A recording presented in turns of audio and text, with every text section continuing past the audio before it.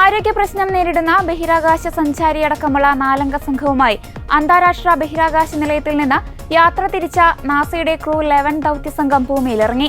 ഇന്നുച്ചയ്ക്ക് Indian സമയം 2:12 crew 11 സംഘവുമായി space എക്സിന്റെ ഡ്രാഗൺ എൻഡേവർ പേടകം കാലിഫോർണിയ തീരത്ത് സ്പാഷ് ഡൗൺ ചെയ്തത്.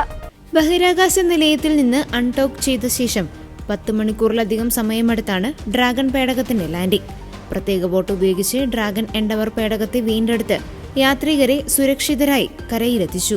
4 ബഹിരാകാശ സഞ്ചാരികളെയും വിശദമായ ആരോഗ്യ പരിശോധനകൾക്ക് വിധേയരാക്കും.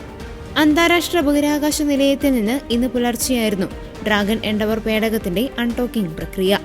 ഓസ്ട്രേലിയയ്ക്ക് മുകളിലൂടെ സഞ്ചരിക്കുമ്പോഴായിരുന്നു ISS-ൽ നിന്ന് വേർപെട്ട് ഡ്രാഗൺ എൻഡവർ ഭൂമി ലക്ഷ്യമാക്കി യാത്ര പുറപ്പെടുന്നത്. ഭ്രമണപഥത്തിൽ നിന്ന് ഭൂമിയിലേക്ക് പേടകത്തെ ഇറക്കുന്ന ഡി ഓർബിറ്റ് ജ്വലനം മുൻ നിശ്ചയിച്ച പ്രകാരം 1:21 തന്നെ നടന്നു.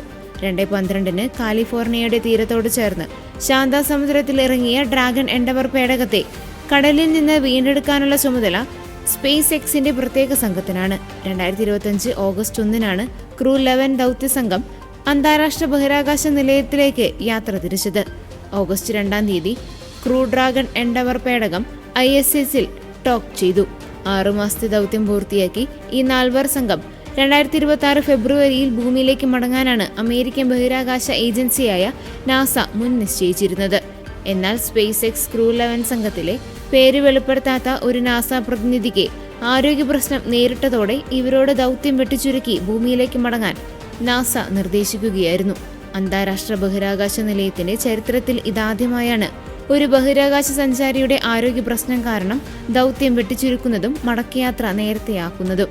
അന്താരാഷ്ട്ര ബഹിരാകാശ നിലയത്തിൽ 165 ദിവസം ചിലവഴിച്ചതിനു ശേഷമാണ് ക്രൂ 11 സംഘത്തിന്റെ മടക്കം.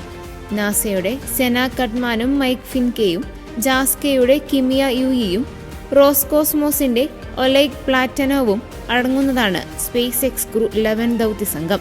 നാസയുടെ 11ാമത്തെ ഓപ്പറേഷൻ കൊമേഴ്ഷ്യൽ ക്രൂ പ്രോഗ്രാമാണ് ക്രൂ 11 ദൗത്യം.